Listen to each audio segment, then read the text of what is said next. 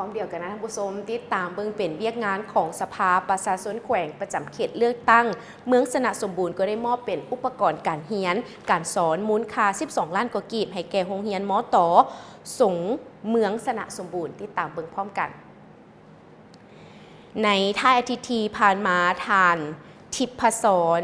สามเลิกเลขาธิการสภาประชาชนแขวงจำปาสักสมาชิกสภาประชาชนแขวงประจำเขตเลือกตั้งเมืองสนะสมบูรณ์อดีตหัวหน้าคณะพนักงานหันลงก่อสร้างหักฐานการเมืองจากแขวงประจำอยู่ที่เมืองสนะสมบูรณ์ได้นำเอาเป็นอุปกรณ์การเรียนการสอนจำนวนหนึ่งมอบให้แก่โรงเรียนมัธยมตอนต้นสงเมืองสนะสมบูรณ์และต่างหน้าก้าวหับโดยพร้อมทางได้มอบใบเกียรติคุณโดยแมนทานนางภูไผ่ทองพิมพ์มาวงศา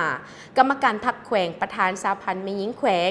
สมาชิกสภาประชาชนแขวงประจำเขตเลือกตั้งของเมืองสนะสมบูรณ์พร้อมนั้นก็ยังมีพระอาจารย์คำพักพรหมไสยประธานองค์การพุทธศาสนาสัมพันธ์ลาวเมืองผู้อำนวยการโรงเรียนมัธยมตอนต้นสงเมืองพร้อมด้วยการนำของเมืองห้องการศึกษาธิการและกีฬาเมืองครูอาจารย์และก็นักเรียนเข้าร่วมด้วยกันในพิธีดังกล่าวทานทิพศรสามเลิกเลขาธิการ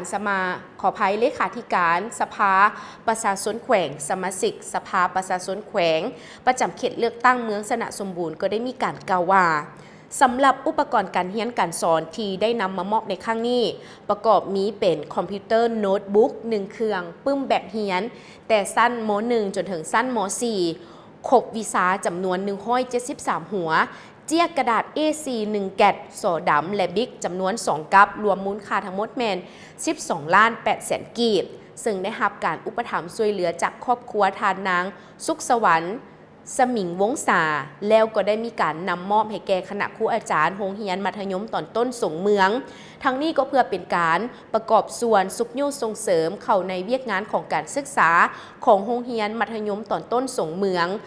ให้มีอุปกรณ์การเรียนการสอนที่เพียงพอและก็ทันสมัยนั่นเองอันนี้ก็ถือได้ว่าเป็นภาพบรรยากาศที่เพิ่นก็ได้มีการมอบกันแล้วเป็นเทียบห้อยท่านผู้ชมทั้งหมดก็ต้องขอบใจข้อมูลข่าวครั้งนี้จากสื่อมวลชนของเมืองสนะสมบูรณ์